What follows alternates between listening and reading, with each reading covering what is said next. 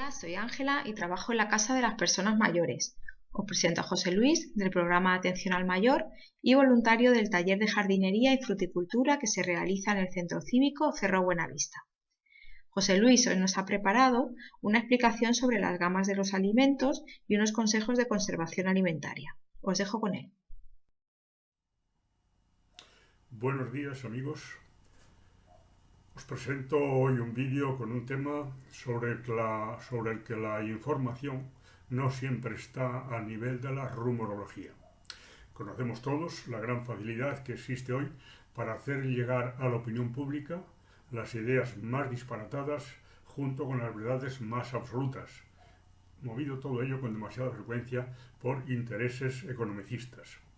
Y sabemos también que no siempre es fácil separar el grano de la paja. De ahí este tema que os presento hoy, que se refiere a la conservación de los alimentos y a su clasificación en gamas. Conservación de los alimentos y su clasificación en gamas.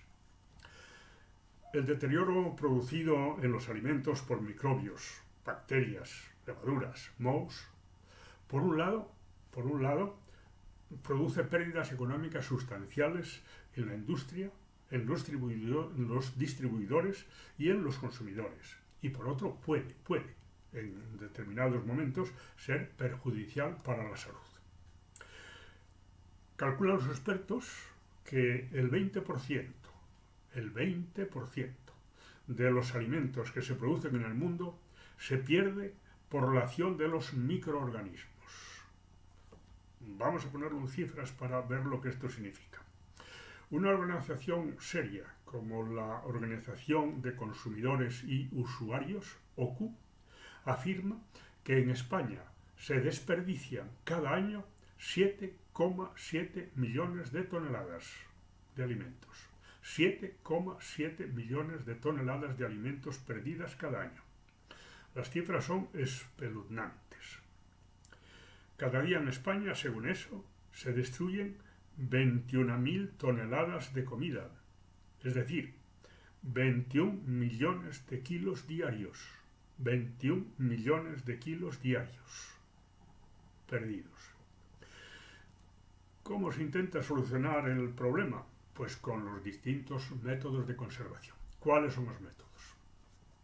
Los agrupamos en tres: métodos físicos, métodos químicos, métodos naturales. Métodos físicos, pues son el calentamiento, la deshidratación, la congelación. El calentamiento, por ejemplo, conocemos todos la uperización que se aplica a la leche y a otros líquidos, que consiste en someter el producto durante un muy corto espacio de tiempo, durante 1 segundo o 3 segundos como mucho, a 100 o 150 grados de temperatura. 100 o 150 grados de temperatura en 1 o 3 segundos. Hay que advertir que estos medios físicos no destruyen las bacterias, únicamente inhiben su desarrollo. Bien, métodos químicos. Los métodos químicos, conocemos perfectamente lo que significa la palabra: aplicar un producto químico a los alimentos para conservarlos. Estos productos químicos son el ácido benzoico, el ácido propiónico, el ácido salicílico, los sorbatos, formaldehído, benifil, una serie de productos que ahora mismo excede lo que este vídeo excede en su análisis. Y por otra parte, entiendo que quizás tampoco sea muy práctico. Estos métodos químicos, sí es importante saber que matan o al menos eliminan la posibilidad de reproducción de las bacterias. Las matan o al menos eliminan que se pueda reproducir. Bien, los métodos naturales. Los métodos naturales son los que contienen los mismos alimentos. Por ejemplo, el ácido cítrico. Por ejemplo, el ácido benzoico en la manzana. Por ejemplo, el ácido lácteo, que se produce en la fermentación de los yogures y que es un conservante también. Algunos alimentos, tales como los ajos, las cebollas y la mayoría de las especias que utilizamos como condimentos, contienen potentes agentes antimicrobianos. Es importante saber, para nuestra tranquilidad, que todos estos conservantes, incluso los naturales, están regulados todos por leyes, ciertamente recientes, pero están regulados todos por leyes. Bien, vamos un paso más adelante. Estos diferentes métodos de conservación de los alimentos y la necesidad de presentarlos de forma atractiva, no olvidemos que las más de las veces compramos con nuestros ojos, hacen que en el mercado los encontremos en presentaciones muy variadas. Hoy es frecuente encontrar en el etiquetado de los alimentos palabras como primera gama, tercera gama, quinta gama, cuarta gama. ¿Qué significa esta palabra? ¿Qué información nos dan estas frases? Pues estas frases nos están hablando del método de conservación que se ha seguido en ese producto, en esos alimentos. Cualquier producto, después de recolectado, puede recibir tratamientos muy variados antes de entrar en la rueda del mercado. Frescos, congelados, conservas, etcétera, etcétera, etcétera. Ese tratamiento determina la gama en que es clasificado. Vamos a ir por partes y vamos a ver cada una de las gamas qué es lo que incluye. Alimentos de primera gama. En esta gama entran los alimentos frescos y en estado natural. Frescos y en estado natural. Frutas y verduras, carnes y huevos. Y también entran aquí otros productos tradicionales conservados mediante deshidratación, mediante salazón o mediante fermentación, pero sin más tratamientos externos a ellos de conservación, sin otros tratamientos externos de conservación. Lógicamente, pienso que es la gama más apreciada porque los alimentos conservan sus características propias de sabor y frescor. Alimentos, pues, de primera gama. Alimentos de segunda gama. Son las conservas o enlatados. Frutas en almíbar, verduras, mermeladas, pescados, que han sido sometidos a una cocción, y luego envasados en latas o en frascos de vidrio. Sin duda es la mejor manera de tener productos de temporada en cualquier época del año. Y además, frecuentemente, también los preparamos en nuestras casas. Alimentos de tercera gama. En este grupo se sitúa toda la variedad de productos congelados, carnes, verduras, pescados, mariscos, etc. Tiene la ventaja de una larga conservación, sobre todo si se ha utilizado el sistema IQF para su proceso. IQF para su proceso. ¿Qué significan estas palabras, estas letras? Congelación rápida individual. Congelación rápida individual. Es, por tanto, un sistema de ultracongelación. ¿Qué quiere decir esto? A ver si me explico.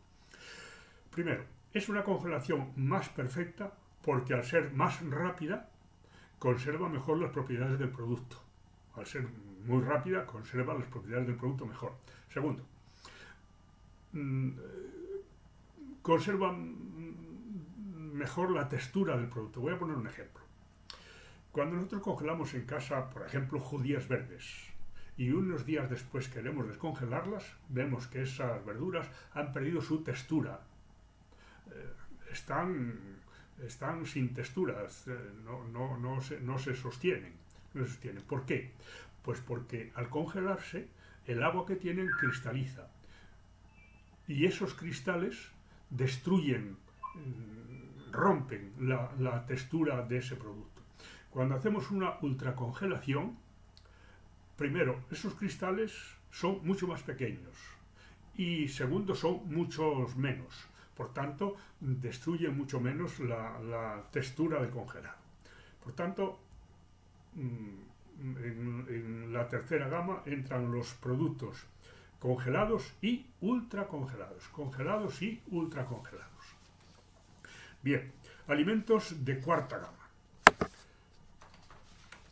Son los alimentos que han sido preelaborados, pelados, cortados, picados, molidos, sazonados, etc., pero no cocidos.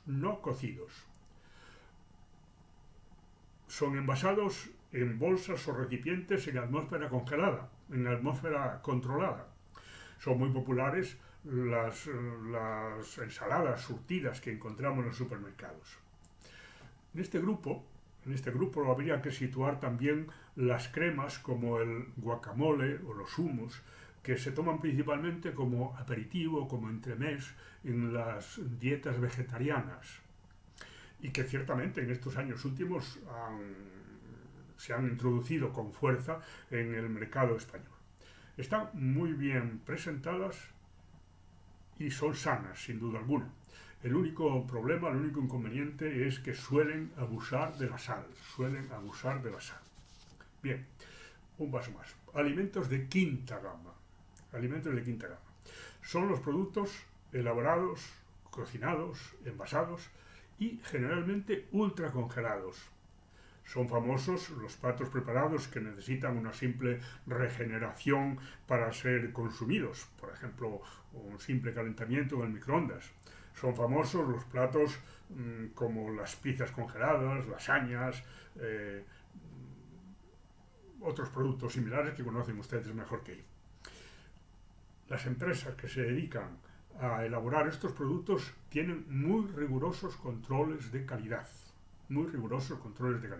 Ahí lo sabemos, hay restaurantes que ellos mismos los preparan para luego utilizarlos según sus necesidades, según lo van necesitando. Bien, por último, alimentos de sexta gama. ¿Qué alimentos pertenecen a este grupo o son incluidos en este grupo? Pues los alimentos que han sido irradiados. ¿Qué quiere decir esta palabra? ¿Qué es la irradiación? La irradiación consiste en exponer los alimentos a energías tales como los rayos gamma, los rayos X, los haces de electrones. Durante este proceso, el alimento no se calienta, como ocurre, por ejemplo, si lo metemos en el microondas, que sí se calienta. No se calienta. Tampoco, y esto es muy importante, tampoco retiene la radiación. Es decir, no hace que los alimentos sean radioactivos. La ventaja principal de la irradiación es que destruye las bacterias nocivas y otros microorganismos que pueden producir intoxicaciones alimentarias. Esta técnica tiene además otros efectos, como es, por ejemplo, retrasar la maduración y la germinación, prolongando así la duración de esos alimentos. La irradiación aplicada a otros alimentos, como puede ser el pescado, puede utilizarse para eliminar los microbios peligrosos, por ejemplo, el anisakis. Todos sabemos que el anisakis, para que muera, tiene que ser sometido como mínimo a 60 grados de temperatura en su preparación. O congelarse mínimo a menos 20 grados durante 24 horas. La irradiación, como he dicho antes, mataría el anisakis. Numerosas investigaciones parece que han demostrado que en la irradiación de los alimentos no se producen pérdidas significativas de nutrientes. Se pierde una pequeña cantidad de algunas vitaminas, pero realmente ocurre en todos, ¿no? Ocurre en todos. Esta tecnología, pienso, que ofrece una forma segura y versátil para obtener alimentos de buena calidad y seguros. Sin embargo, quizás por la falta de información, su uso sigue siendo muy polémico y ha provocado confusiones y malentendidos, quizás por pensar que esos alimentos irradiados contienen radiación, contienen radioactividad. Parece que no es cierto que sean radiactivos. De hecho, hay medio centenar de países que han aprobado su uso en muchos alimentos. En Europa, la irradiación no goza de buena prensa. Solo se ha legalizado su uso en las hierbas aromáticas secas, en especias y condimentos vegetales. Y además debe estar expreso muy claramente expresado en la etiqueta que son alimentos irradiados. Bien, estas son las 6 gamas que podemos encontrar, al menos las que yo conozco, Y ahora, amigos, para terminar, quiero una vez más ser fiel a mi tradición. Los que habéis asistido a mis talleres en el centro cívico, sabéis que al finalizar cada tema, siempre recordamos algunas curiosidades relacionadas con el tema. Vamos a ver algunas de ellas. La primera ley federal de alimentos, medicamentos y cosméticos data de 1938. 1938, hace menos de un siglo, por tanto. Pero además, todo ese tipo de leyes tardaron muchísimo tiempo en ser verdaderamente eficientes, en llegar a la sociedad de verdad. Vamos a poner un ejemplo.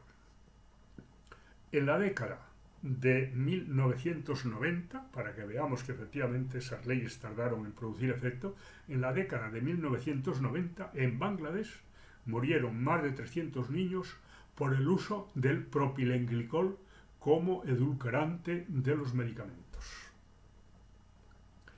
Otra curiosidad. En 1985 se descubrió que millones de botellas de vino austriaco contenían propilenglicol. Se lo habían añadido, está claro, para endulzarlo. Gran cantidad de esas botellas fueron decomisadas, otras fueron consumidas. El vino decomisado se utilizó mezclado con sal para eliminar el hielo de las calles en invierno. Por lo menos tuvo un buen fin. Hay productos que contienen nanopartículas, otra curiosidad. Hay alimentos que contienen nanopartículas. ¿Qué es una nanopartícula? Pues algo tan pequeño, para que nos hagamos una idea, que si dividimos un metro en 10.000 millones de partes, 10.000 millones de partes, una de esas partes sería un nano. Por tanto, como para verlas así a simple vista. Y se utilizan. Por ejemplo, en caramelos y dulces se utilizan nanopartículas de óxido de titanio para avivar el color de los caramelos. Por ejemplo, en decoraciones de repostería se utilizan nanopartículas de plata en las perlitas. En polvos solubles se utilizan nanopartículas de dióxido de silicio para evitar que esos polvos al deshacerse formen grumos. Se utilizan también nanopartículas en la fabricación de envases, se utilizan en cosméticos. ¿Son malas? No tienen por qué ser malas. Todo es bueno o malo dependiendo del uso que se le dé. Vamos a poner una utilidad de estas nanopartículas para que se vea su uso. Hace poco se ha descubierto una nanopartícula que utiliza la luz y el calor para destruir tumores. Se está utilizando una nanopartícula que utiliza la luz y el calor para destruir tumores. Otra curiosidad. Con el cómic Popeye aumentó un 33% el consumo de espinacas. Otra curiosidad. Para los celíacos. El chocolate ayuda a tolerar mejor la lactosa. Otra curiosidad. Sobre los tomates. En su origen se pensó que los tomates eran venenosos. Era algo venenoso. Por contra, en 1830 se los consideró una medicina. Y hoy que cada uno vea el uso que le da. Otra. La leche de coco joven puede ser utilizada como sustituto de plasma sanguíneo. Y por último, la fresa tiene más vitamina C que la naranja. Nada más por hoy, amigos. Muchas gracias. Buenos días. Muchas gracias a José Luis por estas aclaraciones y consejos. Seguro que serán de mucha utilidad. Esperamos tenerle pronto de vuelta aquí con nosotros. Un saludo.